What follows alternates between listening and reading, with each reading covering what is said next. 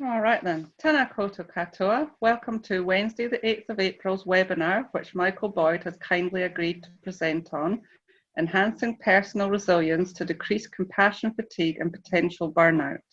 Michael is an associate professor with the School of Nursing and Department of Geriatric Medicine at the University of Auckland.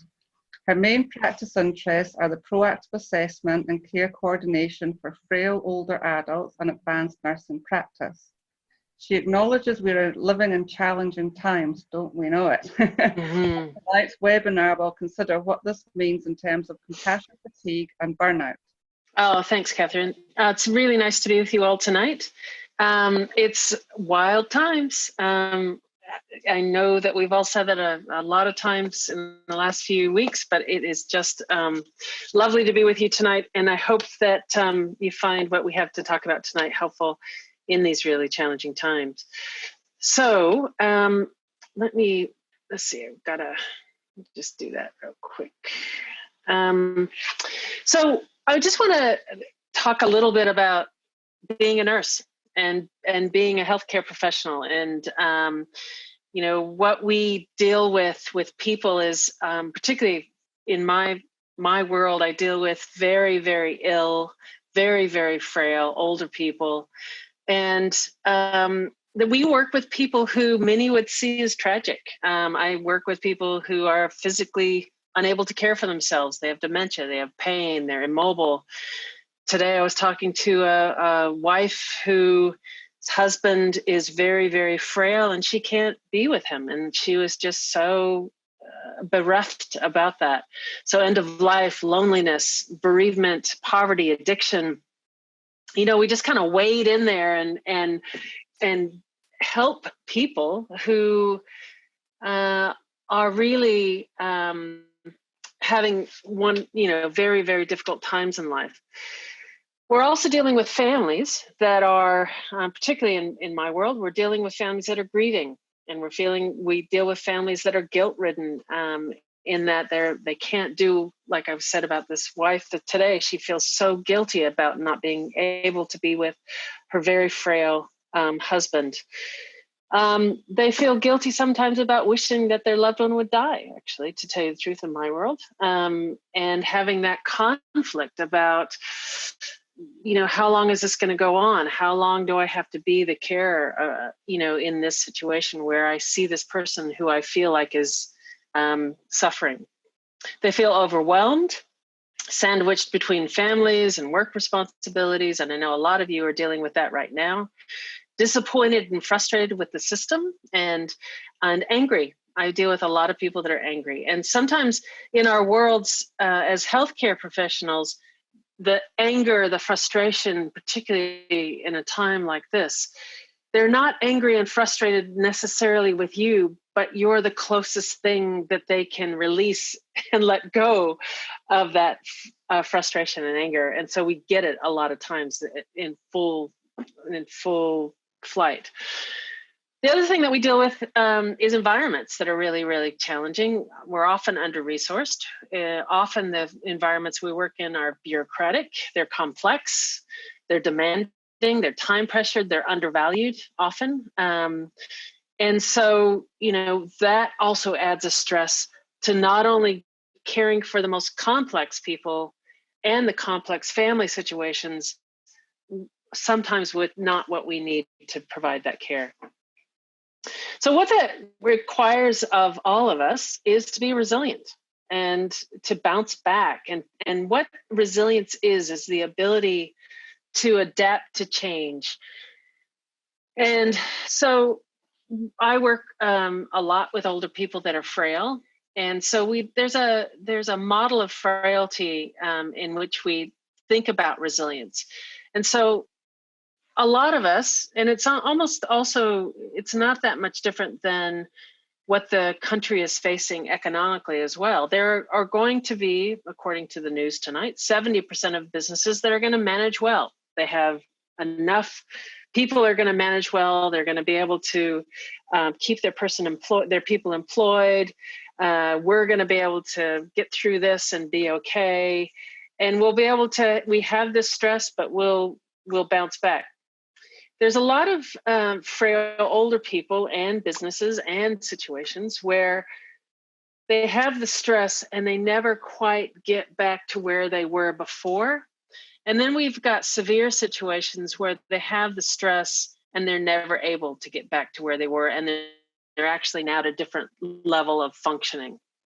So the question for us and for us to discuss tonight is there a way to enhance our resilience so that we stay in the green and orange and don't get into the red? And this is particularly true as healthcare providers. We all know people that we've worked with over the years who they got so burned out and so tired and so exhausted that they left the workforce, that they were no longer able to have the resilience to deal with all the challenges in our work life. Now here's Jacinda. I've been thinking a lot about Jacinda. We've all been thinking a lot about Jacinda.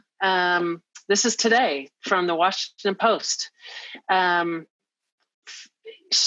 me, she is the example of resilience. And the reason why she's an example of resilience is because this is a quote from the Washington Post today. It said, Jacinda approached this COVID-19 threat with decisively and unequivocally and faced the threat. So one of the first things about resilience, and this is I think one of the hardest things, you can't be resilient unless you face the challenge.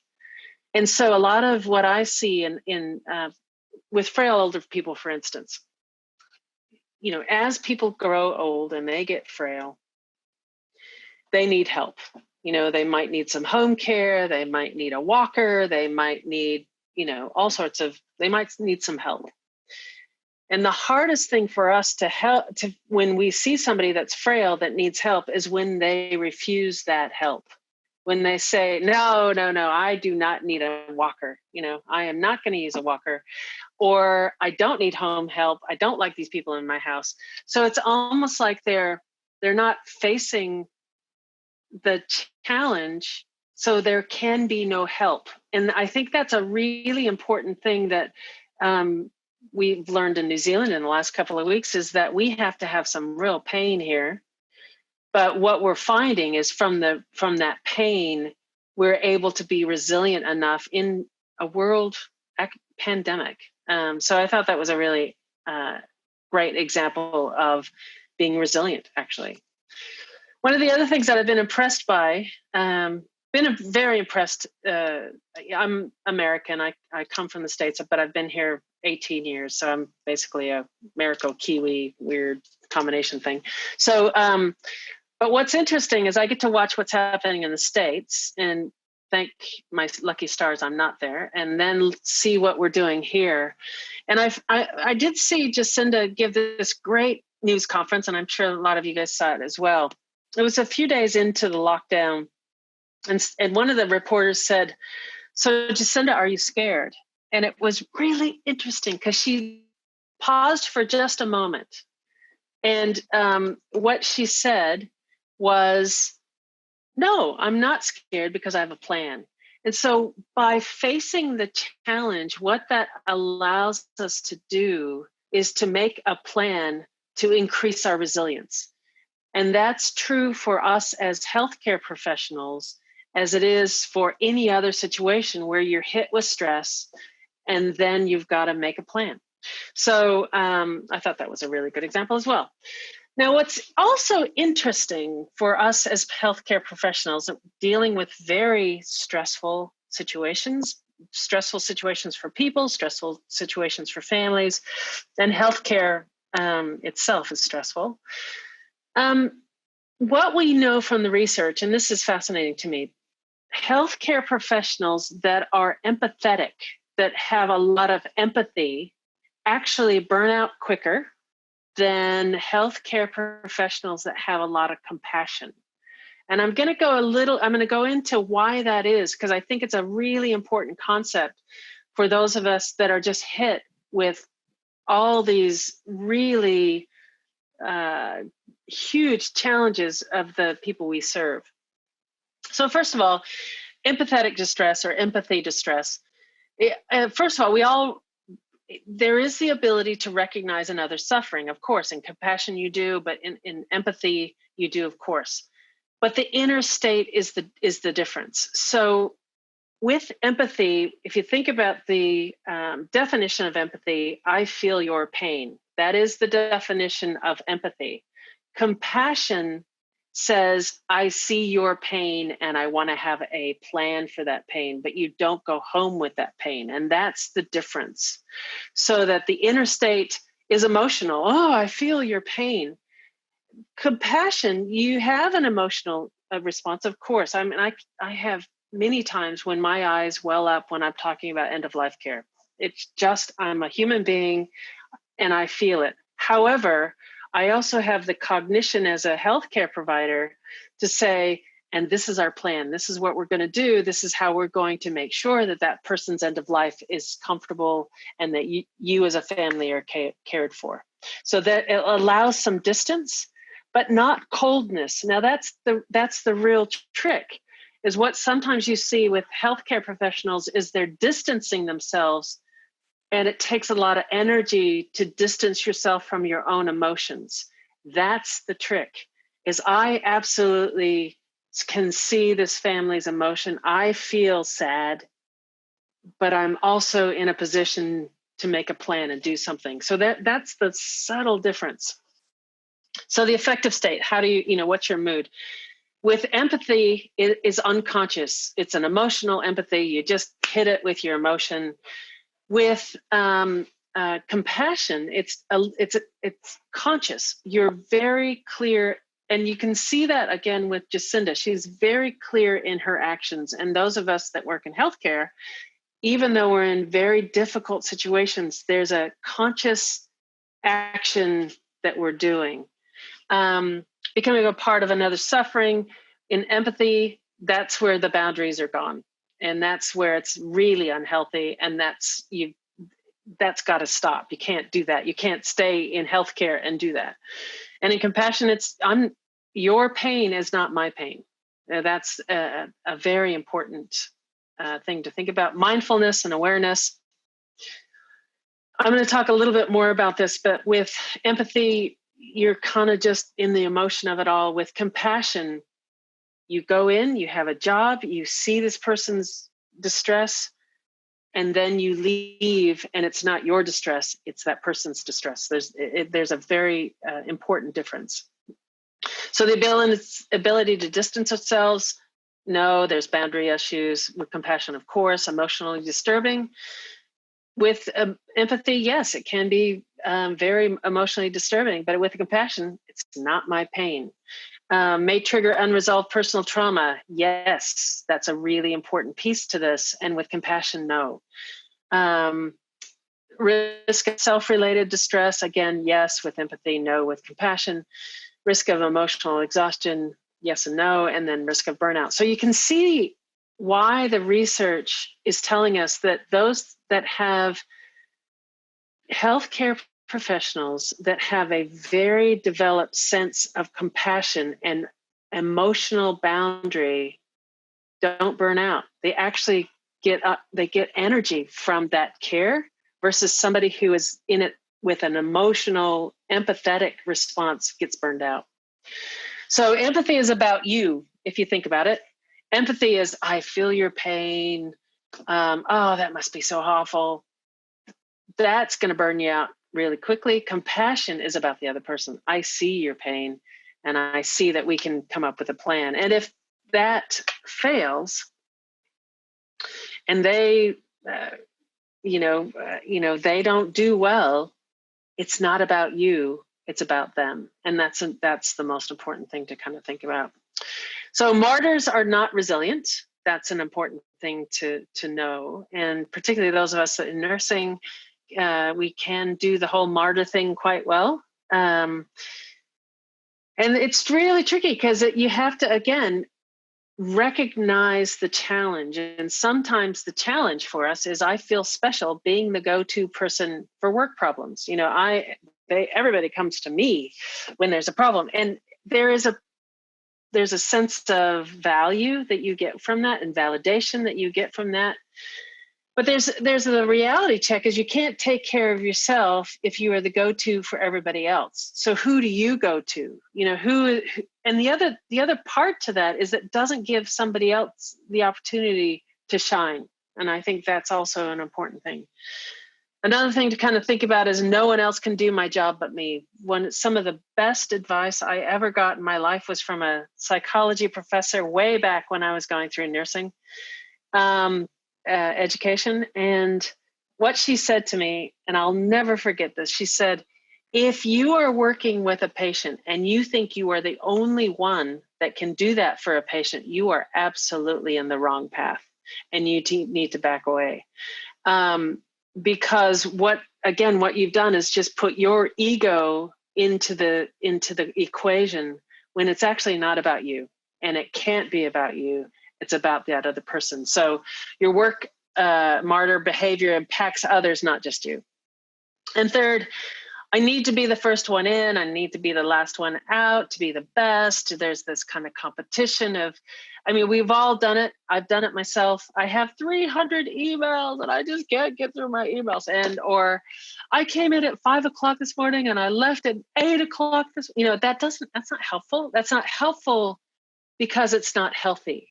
So being available at all hours hurts you and your colleagues. There's also, it sets up a weird martyr competition, and I don't think that that's necessarily healthy. It's much better as a team to say, you know what, we get done at 5 and we go home at 5, and there can be a team culture of taking care of each other by saying, okay, we're done. Everybody goes home now. We're not going to, I don't want to see your emails before 8 o'clock in the morning. I don't want to, it's not healthy behavior. So you can set up a team approach where rather than trying to outdo each other on who works the hardest, you actually support each other in having boundaries, basically. So building resilience. Resilience begins with being realistic, as we said, about what the challenges are. In order to heal, it is important to recognize the signs and symptoms of compassion fatigue. Now, there's compassion fatigue and burnout. Burnout is when you leave the profession. Burnout is when you get so depressed you can't get out of bed. Burnout is when, you get really angry and can be, do things, maybe addiction and other things. So I'm going to talk about compassion fatigue, which is a little bit different than burnout. Compassion fatigue is if I see another person that talks to me about COVID-19, I'm going to scream, right? Or it's for me personally, if I see another email about planning for COVID-19 and residential aged care, I think I will scream, actually, because it's just so, and I do feel a bit fatigued. And so it's good for me personally to sit back and look at the next 4 days, the 4 days over Easter, and think to myself, I need to be offline. I cannot do another email about COVID-19 and residential aged care. So that's different. I don't want, I'm not angry. I'm not upset. I'm not depressed. I'm not over drinking. I'm just tired. I'm just really tired. So that's the compassion fatigue. But what's important about compassion fatigue is that it can turn into burnout and secondary trauma. Now, secondary trauma is where you are hurt by hearing somebody else's story, that you don't have the resilience. And so I do often wonder, the ones I get amazed by are the people that are in trauma teams and the people that are in, the community teams that go into the most difficult mental health situations. They have clearly a very strong way of keeping healthy, keeping their distance, being compassionate, but not taking it on. Because as soon as you take it on, you get traumatized by it just as much as anybody else. So compassion satisfaction versus compassion fatigue, which can then lead to burnout and secondary trauma. One of the signs for compassion fatigue is when you no longer get pleasure out of doing a good job. We can see it certainly in residential aged care, where you walk past that person that's yelling for help because you've heard it all day long. Easy to do. None of us are perfect. I am certainly not perfect. I make lots of mistakes. But that going past that person that's in distress and thinking, oh, I just cannot do this anymore, hurts you just as much as it doesn't provide the care that that person needs, because you shut yourself off a little bit.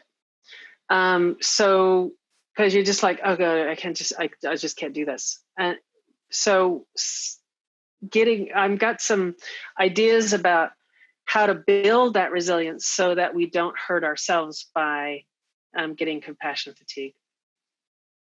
Okay, a few things to think about. Compassion fatigue, it's characterized by physical and emotional exhaustion, a profound decrease in the ability to empathize. You're just like tired. Not that you're a bad person. You are not a bad person. You're just exhausted. Secondary traumatic stress is different. Stress occurs as a result of helping or wanting to help, but not having the ability to do that. And that can absolutely cause a secondary traumatic stress. And then burnout, feelings of hopelessness, difficulties of dealing with work or doing your job effectively. This is associated with high workload and non-supportive work environments. In order to be resilient at anything, you have to recognize the challenge. And the first challenge is compassion fatigue that can then lead to secondary traumatic stress and burnout. So this is just a model. This is by a guy named Oshberg. And it talks about, it comes from a model that he describes as when helping hurts. So it's got, first of all, we are all in healthcare exposed to suffering. That is what we signed up for. That's why we became healthcare professionals, is to help people that are suffering. We have within us a certain ability to empathize. I don't agree with the empathize word, but to be compassionate. We have within us the ability to be compassionate and to have concern. So then we have a response to that. Now, what can get in the way is a few things. What can help is distancing, not emotionally distancing ourselves, but distancing our ego from that person's pain. And that's a little bit different. Or what can help is getting a sense of satisfaction. There are times when I'm caring for older people, and it's hugely satisfying when you've figured out a problem and you've been able to help that person and that family. Or another example is when we've done all the great conversation about end of life. We've provided the best care for end of life, and at the end, I get a great sense of satisfaction at having been able to help that person and their family in that very intense time of need. So the sense of satisfaction. So then what happens is you get a residual compassion stress just from this problem. So, but what's the orange signs are the thing that's really important. How much are you exposed to this stress in the workplace? Because no matter how good you are, no matter how compassionate you are, and how good you are at protecting yourself, the more you're exposed, the harder it is. The other thing is, if you are, you'll often hear this from people who have small children and see children in a suffering situation. Their own memories of their own children, or their own experience of their own children, seeing other children suffer, can be really, really disturbing. Or, for instance, somebody who's gone through a recent bereavement, and then to help, needing to be in a situation where you're doing end of life care for other families can be really difficult, because you've got your own issues, your own experiences, and do you have enough to be able to help that other person going through the same experience. So traumatic memories. And then the other demands in life, going through divorces and getting sick yourself and not having enough money and having kids at home. And, there's a lot of other demands in life that affect your ability to have compassion. So those 3 orange boxes are the ones that really affect your compassion fatigue. Let me just move this box. There's the signs and symptoms of compassion fatigue. You're tired all the time. You're either emotionally, physically, or both. Again, we talked about those reduced feelings of sympathy and empathy. And the thing is, we've all seen colleagues. They're so burned out. Burned out's not the right word. They're so fatigued. They just don't have, any ability to rise to a stressful situation at work. So no patience. They're irritable, or we're irritable, anxious, anxiety, anger, hypersensitivity, or complete insensitivity to emotional material. So either they cry at the drop of a hat, or they're just, completely shut off from their emotions and just don't want to do it. We've all seen that, the kind of disengaged employee. So those are the signs of compassion fatigue. The next thing to kind of think about is physical signs. So there's the kind of the affect, but there's also the physical signs. So there's headaches and you're not sleeping well. And the thing about compassion fatigue, I find in my work, is it goes in waves. So there are times when, you can't sleep because you're really tired. So you take some time off and you actually come back refreshed and things look better. So we're going to talk about that just in a second. Weight loss or weight gain. I don't know about you, but being home all day, the only thing I can think about is eating. So that's not exactly good. Impaired decision-making, problems in personal relationships, poor work-life balance. The work-life balance is such a challenge for all of us when now we have electronic, I'm giving this lecture from my home. I mean, it's just, the electronic intrusion, I think, in our lives makes work-life balance very difficult. And then a diminished sense of career fulfillment. One of the things that's interesting is that there's high burnout levels in nursing, but there's high burnout levels in primary healthcare too, in GPs. It's not just it's not just nurses. It's actually healthcare providers. It's a this diminished sense of career fulfillment. Now, I'm going to give you guys about a minute because I need you to grab a piece of paper and a pencil. So I'm going to give you just a moment to grab a piece of paper and a pencil, because I really do want you to write down some things. So I don't know what's happening in your homes, but I'm hoping. So while that's happening, for anybody that has a teddy bear scavenger hunt, here is one. It's my teddy bear. And this teddy bear has gone with me to Europe last year. That sounds like a million years ago. And to the United States. So this is a traveling teddy bear, no COVID-19, I can guarantee you. Anyway, so what I'm going to do now is you should have a piece of paper and a pencil. And I want you to take a test. I want you to do your own test of your compassion fatigue. So here we go. I want you to have 10 numbers, 1, 2, 3, 4, 5, 6, 7, 8, 9, 10. And so just put down your 10 questions. You don't have to write down the questions, but just put down your 10 numbers and have another column where you put 1, 2, 3, 4, or 5. So never, rarely, sometimes, almost always, and always. So number 1, I get satisfaction from being able to help people. So put your answer in. Number 2, I feel invigorated after helping with those I help. This should be after helping those I help. Sorry about that. Number 3, I love my work as a nurse or whatever healthcare provider you are. Number 4, I am pleased with how I am able to keep up with nursing techniques or whatever healthcare provider you are and protocols. So you get satisfaction out of your, getting better at what you do. My work makes me satisfied. That's number 5. Number 6, I have happy thoughts and feelings about those I help and how I could help them. Number 7, I believe I can make a difference through my work. Number 8, I am pleased with how I am able to keep up my nursing techniques or healthcare techniques and protocols. Number 9, I have thoughts that I am a success as a nurse or a healthcare provider.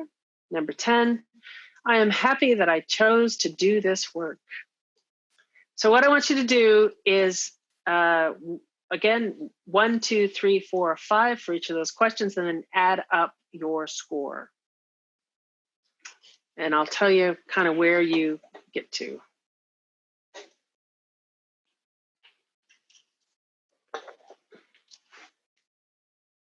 All right, so 22 or less, my compassion satisfaction level is low. 23 to 41, it's medium, and 42 or more is high. So just to go back, 5, always I get satisfaction of being able to help people. Of course, that's going to give you a higher score. And so if you have 42 or more, you're doing pretty good. If you have 22 or less, you're at high risk for burnout. So just to kind of, again, just as a way of being resilient is to look at your challenges. And this test is just one example of looking at your challenges. Michal, just for the ones, the ones that need to be thinking, question 4 and question 8 are the same on that tool. Oh, are they? I am pleased with how I'm able to keep up my nursing techniques. And oh, yeah, sure enough. Oh, good. It's fine. It's just because you know how we all work at different levels, and I know a few will be. Someone's pointed out, but I'm sure there's others as well. So I'm just sharing with you, just so we're. Thank you very much. Actually, that's funny. I don't know how I did that. Sorry about that. Should have looked at it closer.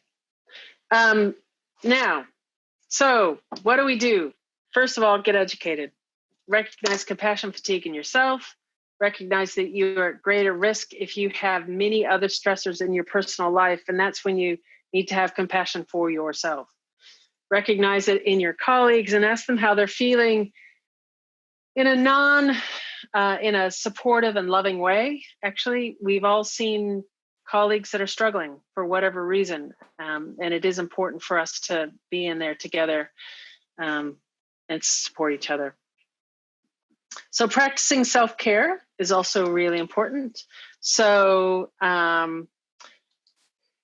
this is, and all of you that work in primary healthcare know these things like the back of your hand. And as we all know, if it was just about telling you what to do, nobody would smoke or drink too much or be overweight, or, it's not just about that, but it is about putting into practice one small thing. So balanced, healthy diet, regular exercise is one of the best things for your health, but it's also one of the best things for your resilience as well. The more exercise you get in a healthy way, the more you can be compassionate and not be drained. The next thing is return routine schedule for restful sleep. That we're finding that more and more and more, particularly in this world now where we need you to have a really good immune system. And it not only helps you emotionally, but it also helps you physically. We know that good sleep is absolutely important for a good immune system. Balance work and leisure, and then honoring your emotional needs. Again, kind of the worst thing you can do is say, oh, I'm fine. I don't need any help. I'm good. Because then you've basically taken a hit on your resilience, because you're not facing the fact that you might just be tired, or you might just need some help, or you might, this clinical situation, you just need to get some help with. So honoring your emotional needs, or sometimes, like I said, when it's sad at work, it's sad.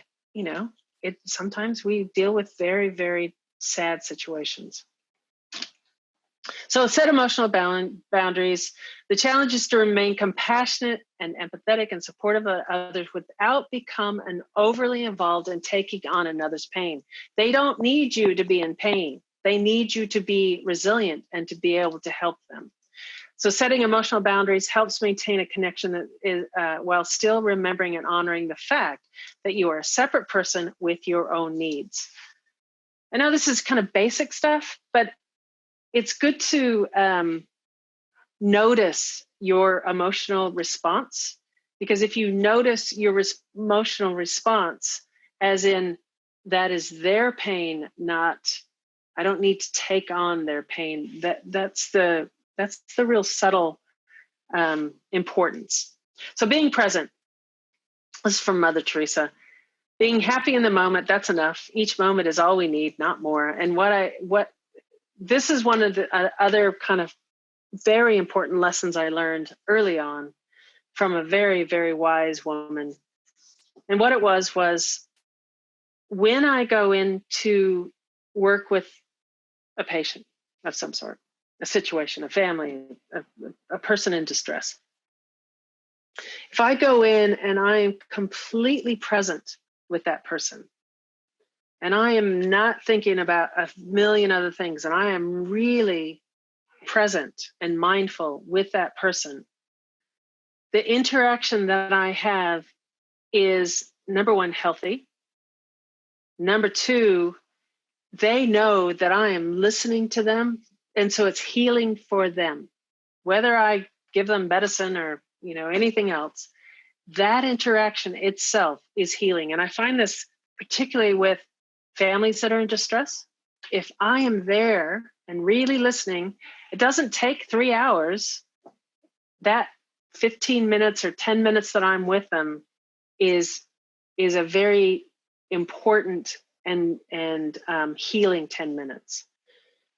Then when you are no longer in that situation, by being present, you can leave it in that situation and move on. So you're not taking it with you. So you're there, it's intense, you're having a great, interaction, and then you leave it and move on to the next, to home or to the next person or whatever. So I know a lot of you have probably heard about mindfulness or being present. I see it more and more. Meditation does help you kind of be a little bit more mindful. All it means is be here now and just be here. Don't think about the past. Don't think about the future. Just be here. So I went to University of Colorado for my nursing training 1.5 million years ago. And when I was at University of Colorado, I had the opportunity to be taught by Jean Watson. And Jean Watson is kind of her big thing is about that being present and that caring moment. And she is the wise woman that taught me this a long time ago. So the caring moment to me is, it's a moment, I'm there, I'm with you, we're having an exchange. So I get fed as well as that person gets fed. So that's the other really important thing about a caring moment. It isn't like I'm giving to them. It's that we're having an exchange that is meaningful to both of us. And that, I think, is the most important thing. So I do get fed from that. I get satisfaction from that, but I'm not taking on their problems. Number 4, work-life balance, work-life balance, work-life balance. I can't say it enough. You got to go out and do some stuff that is fun. You got to go out and go and have those hobbies, things that you do that have nothing to do with your clinical work. I'll just give an example. For me, one of my favorite things, I'm part of a community choir. They don't even know what I do for work, really. But so I use my head in a completely different way, and we have community with this choir, and it's fun, and I learn things that I didn't know about music. So that's an example of, you just do something completely separate. Now the question is, when you work in healthcare, you kind of feel like you're in the trenches, and you are in the trenches personally. And that's one of the things that makes it satisfying, is that nobody else, there is no laughter like the laughter of colleagues in the trenches. There's the black humor, there's and we do support each other. The other really wise thing that I heard, that I live by, that I heard way back by wise women, is there is black humor, of course. And particularly in my work with people with dementia, and we find ourselves in some of the most amazing situations you can imagine.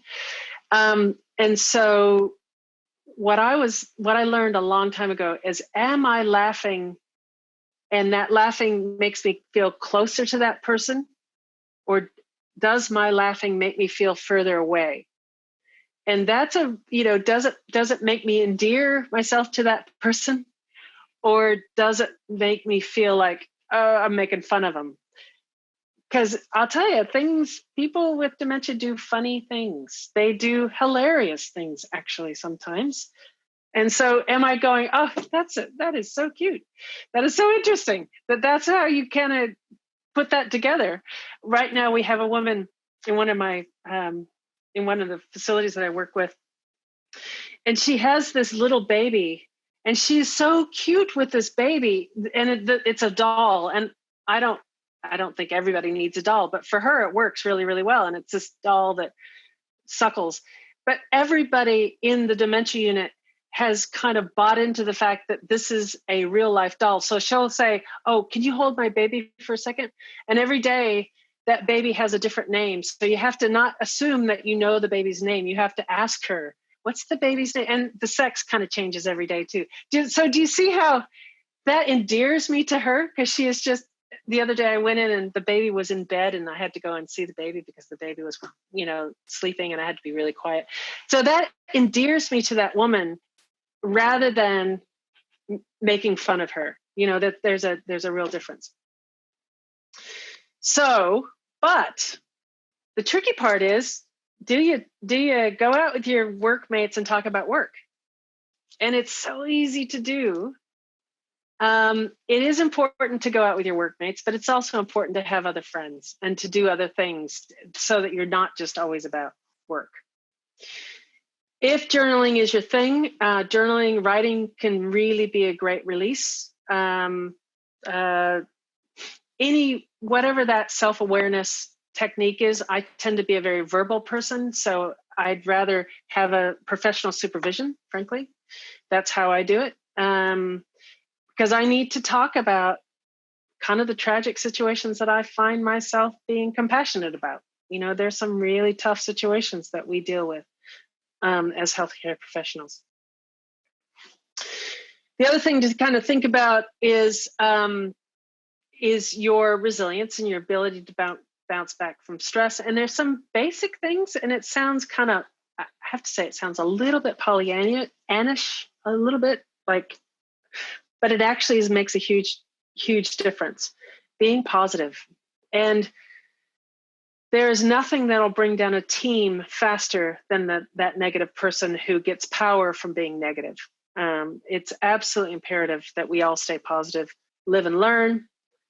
Humility, I'll tell you, I am humbled many times in my work, helping others, like, how can I help you in this situation, taking care of yourself, and laughing together. Really important to laugh together.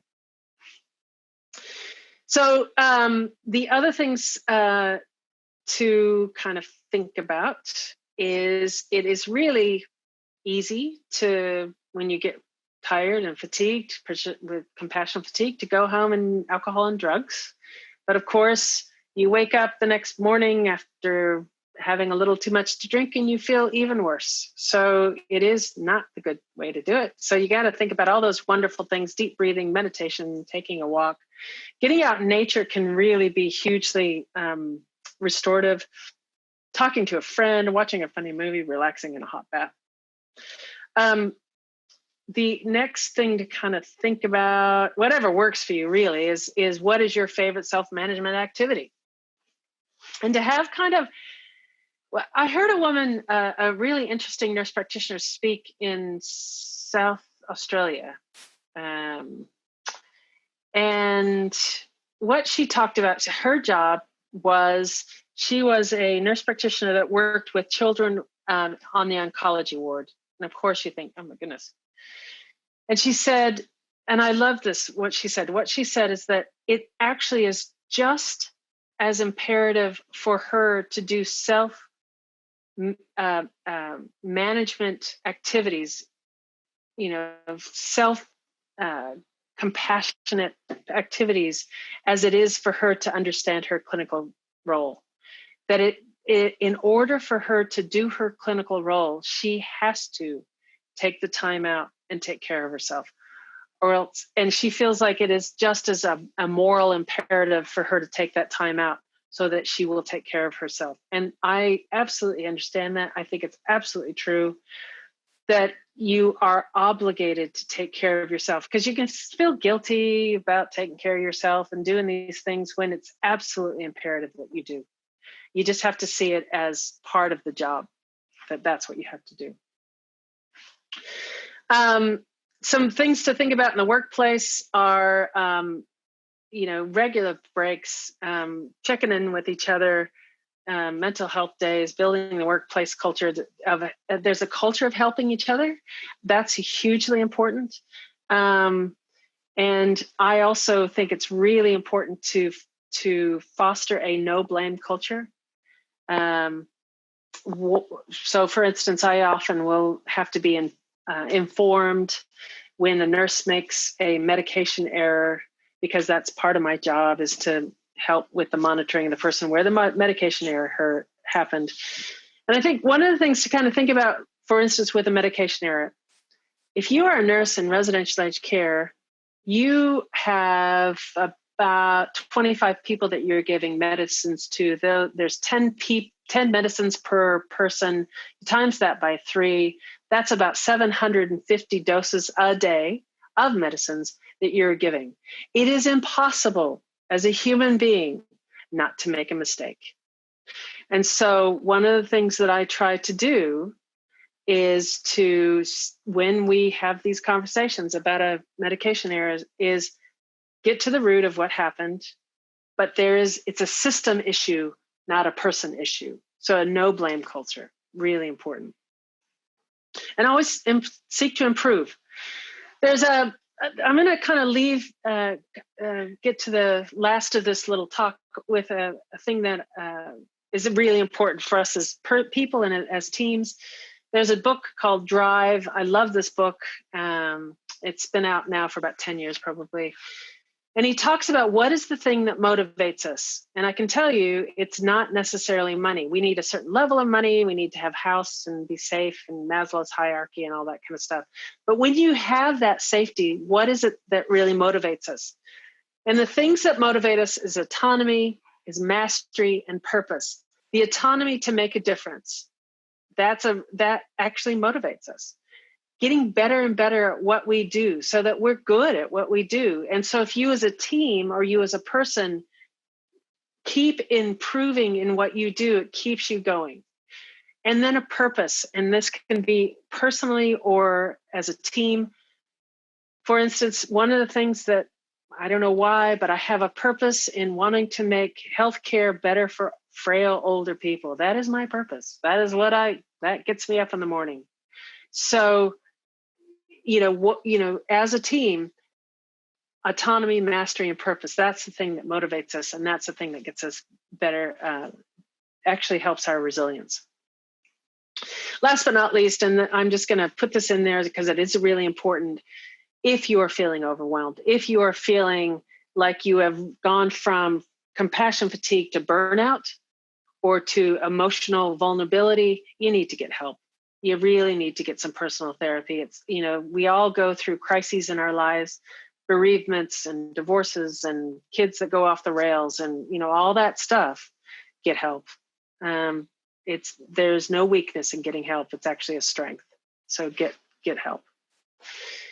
Now, last but not least, I'll just leave you with this is, what's your sentence? This is I love this. exercise. So Claire Booth Luce is a reporter, and when John F. Kennedy became president, she went into his office and she said to him, she said, "Okay, so what's your sentence?" And he said, "What are you talking about?" She said, "What do you want to be remembered for?" And so, for instance, Lincoln, he united a nation and freed the slaves. Sir Edmund Hillary, he was a fearless explorer and built schools for people of Tibet. So the question you got to ask yourself is, what is your sentence? What is it that you want to be remembered for? And, I can tell you, for me, I want to be remembered that I helped a few older people along the way. That's, for me, that's my sentence. I feel really that gives me a purpose. That gives me why I do what I do. And do I get tired? Yes. And do I get compassion fatigue? Yes. But if I can put in those things to help me get a little bit healthier, a little bit more supported, then I can keep doing what I absolutely love to do, because that's what I love to do. So the other thing to think about is, what is the sentence that describes your team? That's an interesting thing to do with your team. Is where do you guys see your mission as a team? And that can really reunite you as a team, and also give you a purpose as a team. Now, this is also an interesting, what is the sentence that describes your organization? Now, some of us work in very large organizations. So this would be an interesting thing. Does your sentence and the sentence that describes your team and the sentence that you describe your organization, do they all match up? Because that can cause some cognitive dissonance. So I hope you found that helpful. And we're all in this together, as good old Jacinda says. And particularly those of us in healthcare, we're on the front line in the trenches. So, hang in there, take care of yourself. It's really, really important. And then someone's just acknowledging that some of it can be tricky when you work on your own. Yes, that's a really good point, actually. And that's particularly because I do also work on my own quite a bit. And although in some ways I really like it, it's that it almost means that you have to work harder to make those relationships once we get out of lockdown. We've got a few people going on it, but it was always great to listen to Michal. Really nice feather for your little cap. Yeah. And that was a fabulous presentation. I guess it's like you're saying, is there's some key things you said about facing the challenge and being present. And I really like the one about having a culture at work about helping each other. I think that's really worth remembering. And someone else, Brenda, saying thought-provoking and good reminders. And thank you for the interesting topic. Great. Well, like I said, good luck with everybody. And we'll meet on the other side of lockdown.